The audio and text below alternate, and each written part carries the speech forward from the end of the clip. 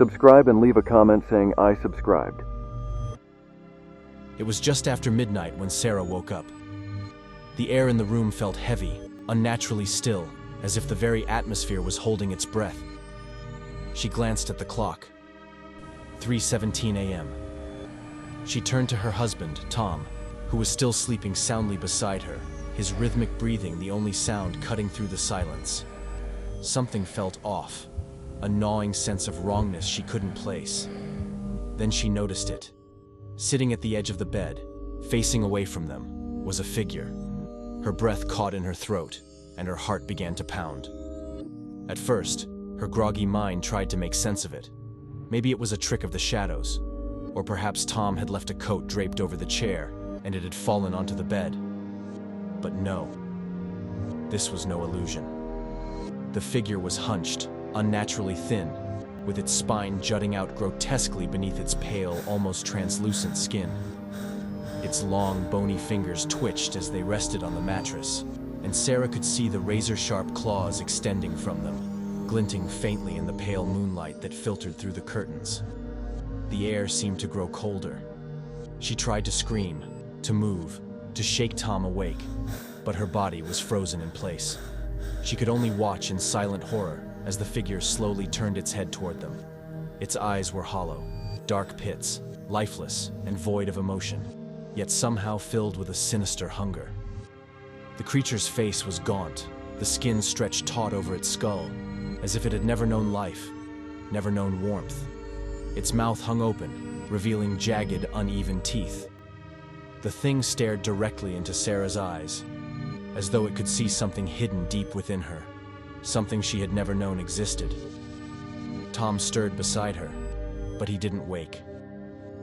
The creature's gaze shifted to him for a moment, before it began to move. Its jerky, unnatural movements were accompanied by the sickening sound of bones creaking, like a puppet controlled by invisible strings. It crawled slowly up the bed, its claws lightly dragging across the sheets, producing a faint scratching sound that sent chills down Sarah's spine. Her mind screamed for her to do something, anything, but her body refused to obey. All she could do was lie there, paralyzed, as the creature drew closer. It was now directly in front of her, so close she could smell the sickly, rotting scent that clung to it. Its face hovered inches from hers, and for the briefest moment, it tilted its head, as though studying her, deciding what to do next. It whispered then, a soft, rasping voice that barely reached her ears. "It was watching you." The words slithered into her mind, filling her with a dread so profound she thought her heart might stop. She couldn't move, couldn't scream, but inside, her thoughts were spiraling into madness. What was watching her? What was this thing? Suddenly, the creature turned its head sharply toward Tom, its mouth stretching into a grotesque, lipless grin. Sarah's heart raced as it began crawling over him, its bony limbs moving in unnatural, angular motions. The claws hovered above his throat for a moment, as if savoring the anticipation. Without warning, Tom gasped awake. His eyes flew open, filled with confusion and terror, and in that instant, the creature vanished. It didn't retreat, didn't dissolve into the shadows. It was simply gone, as though it had never been there at all. Tom sat up, panting, looking wildly around the room. "What? What was that?" he stammered, his voice barely a whisper. Sarah still couldn't speak. She remained frozen, her body finally starting to thaw as the paralysis loosened its grip on her.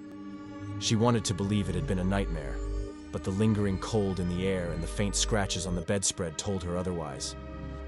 "It was here," she managed to choke out, her voice hoarse. "I saw it." Tom looked at her, his face pale. "I did too." They sat there in the darkness, not knowing what to do, afraid to move, afraid to close their eyes again. Hours passed, but neither of them spoke. They didn't need to. The terror was etched into their minds, and both knew that whatever had visited them, whatever the rake was, it wasn't finished, and it would come again.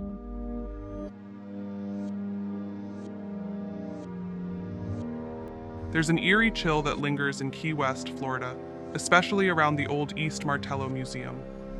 Here, tucked away in a glass case, sits a doll that has terrified generations, a doll named Robert. At first glance, Robert looks like an old, worn-out toy.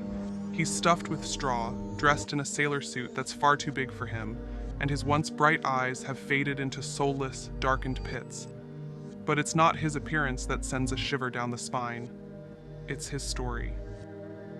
The tale begins in the early 1900s, when a young boy named Robert Eugene Otto, known as Gene, received the doll as a gift. No one knows exactly where the doll came from. Some say it was given to him by a disgruntled servant practicing dark magic. Others say it simply appeared one day, uninvited. Gene was immediately enchanted with the doll. He gave it his own name, Robert, and the two became inseparable. His parents found it strange how much their son bonded with the toy, but as children often do, they brushed it off as a phase, until things started happening. At night, strange noises would come from Gene's room. Giggles, scurrying footsteps, and quiet whispering. His parents would rush in to find furniture overturned, toys strewn across the floor, and Gene cowering in his bed. When asked what happened, Gene always had the same answer: Robert did it. The Otto family grew more concerned as the months passed. Gene became increasingly withdrawn, speaking to Robert in hushed tones, and treating him as though he were alive. At first, they thought it was just an imaginary friend, but the more they observed, the more they began to believe Gene's claims. It wasn't just Gene's room that was disturbed. Neighbors claimed to see the doll staring out of the windows when no one was home. Some swore they saw it move, just out of the corner of their eye, a subtle shift, as if the doll had turned its head to watch them. Gene's parents even claimed to hear footsteps in the attic at night, where Robert was often kept, locked away when they couldn't bear the doll's presence any longer. But the strangest thing of all was Robert's face. Over time, it seemed to change. The once innocent expression twisted into something more sinister, a faint, malicious smile appearing whenever no one was looking. The doll's eyes, those empty black voids, seemed to follow whoever entered the room, gleaming with an intelligence that felt anything but comforting. Years passed, and Gene grew up, eventually moving away. But even as an adult, he never parted with Robert. The doll came with him wherever he went, as if it held some sort of power over him. Gene's wife, Anne, was horrified by the doll, but Gene refused to get rid of it. He would place it in a chair in their bedroom, where it would sit, watching them both as they slept. Anne swore she could hear it breathing in the dead of night, its tiny chest rising and falling with an unnatural rhythm. One evening, after a particularly heated argument about the doll, Anne found herself alone in the house. Gene had stormed out, leaving her to her own devices. As she moved through the darkened halls, a faint noise caught her attention, a soft pattering sound like tiny footsteps. The air grew heavy, oppressive, as though the very walls were closing in around her. Anne froze, her heart hammering in her chest. From the shadows at the end of the hallway, she saw it, Robert. He stood there, not sitting, but standing, his glassy eyes fixed on her. She blinked, convinced her mind was playing tricks, but the doll didn't move. It simply stared. Without warning, the lights flickered, and in that brief moment of darkness, Anne felt a cold, tiny hand brush against her arm. She screamed, stumbling backward, her voice echoing through the empty house. When the lights came back on, Robert was back in his chair, motionless. But his smile was wider. When Gene returned later that night, Anne was gone, leaving nothing but a hastily scrawled note. "I can't do this anymore. It's him or me." Gene spent the rest of his life in that house, alone except for Robert. The locals avoided him, whispering about the strange occurrences surrounding the Otto residence. They spoke of lights flickering at odd hours, of a child's laughter echoing through the halls long after Gene had passed. Some even claimed to see Robert moving from window to window, always watching, always waiting. After Gene's death, the house was cleared out, and Robert was donated to the East Martello Museum. But the stories didn't stop. Visitors report feeling uneasy in the doll's presence. Cameras malfunction, lights flicker, and museum staff swear they hear faint tapping on the glass at night. Some claim that Robert curses those who mock him. People who've taken photos without asking or spoken ill of him often report strange accidents or sudden bouts of bad luck. Letters from these unfortunate souls fill the museum, pleading for Robert's forgiveness, begging for the curse to be lifted. If you ever find yourself in Key West, you can visit Robert yourself. He's there, behind glass, still wearing his sailor suit, still staring with those empty eyes. But be warned, always ask for permission before taking a photo, and never, ever insult him. Because if you do, well, Robert might just pay you a visit.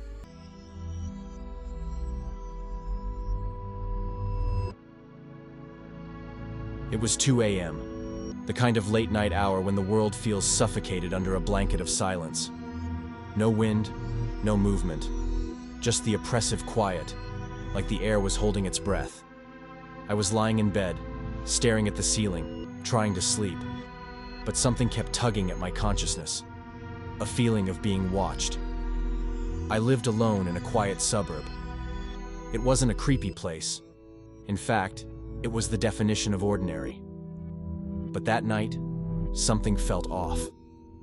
You know the kind of feeling when your body tells you something's wrong before your brain can make sense of it? I tried to ignore it, tried to focus on the hum of the fan, the soft creak of my house settling. But there it was again, that itch at the back of my mind growing more intense. I rolled over to check my phone. 2:13 a.m., a message notification. Weird. No one texts me this late. The number was unknown. Go to sleep. My blood ran cold. I could feel the pulse in my ears now. I hesitated before typing back. Who is this? Instantly, another message came through. Go to sleep, or else I'll help you. I stared at the screen, dread building in my chest. Was this a prank? My friends knew I wasn't the kind of person to mess with like this. I thought about calling the police, but what would I say? Somebody's sending me creepy texts? They'd probably laugh at me or brush it off. I told myself it was just someone screwing around. I locked my phone and rolled over, my eyes scanning the darkness in my room, suddenly hyper-aware of every shadow. The silence had shifted now. It was heavy, waiting. Then I heard it, a creak coming from downstairs. My heart stopped. It could have been anything. A branch brushing against the window, the old wood of the house settling again. But no, this was deliberate. The sound of a footstep, slow, measured. I froze, straining to hear more, trying to convince myself I was just imagining things. But then, another creak, closer this time. Whoever or whatever was downstairs wasn't trying to be quiet. They were letting me know they were there. My throat went dry, and the hairs on the back of my neck stood on end. I reached for my phone again, hands shaking, and quickly typed, "I'm calling the cops." A reply came instantly. They won't get here in time. I dropped the phone, my heart hammering in my chest. This wasn't a joke. Whoever was texting me was here, in my house. The floorboards groaned again, closer now, right at the foot of the stairs. I couldn't move. I couldn't breathe.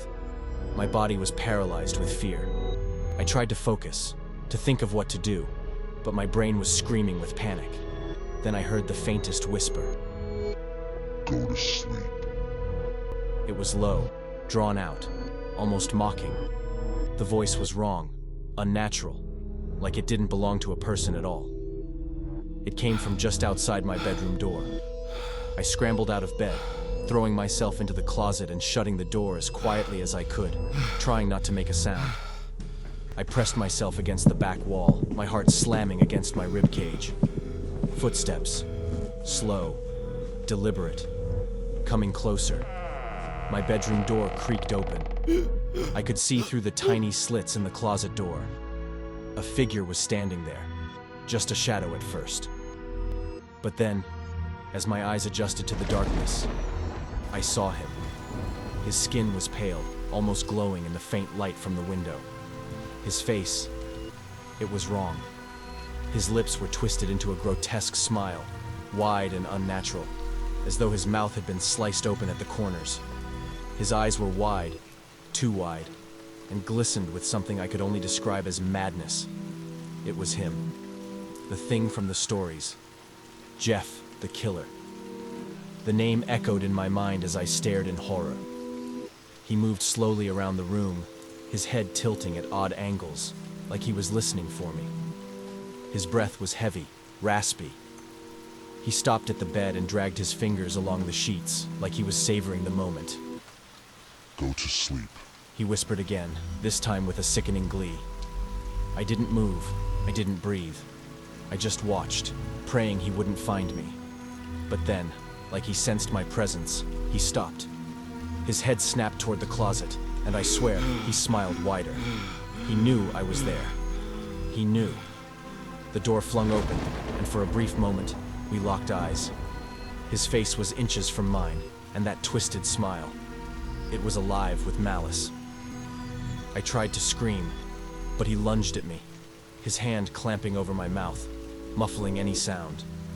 His eyes burned into mine as he whispered one final time. Shh. Time to sleep. Everything went black. I woke up the next morning in the closet, shaking uncontrollably. The room was empty. No sign of Jeff, no blood. Nothing. Just my phone, lying on the floor with one unread message. See you again soon. I don't sleep anymore. I can't. Every night I feel his eyes watching me from the shadows. And I know it's only a matter of time before he comes back to finish what he started. Subscribe and leave a comment saying I subscribed, and I will personally reply to your comment.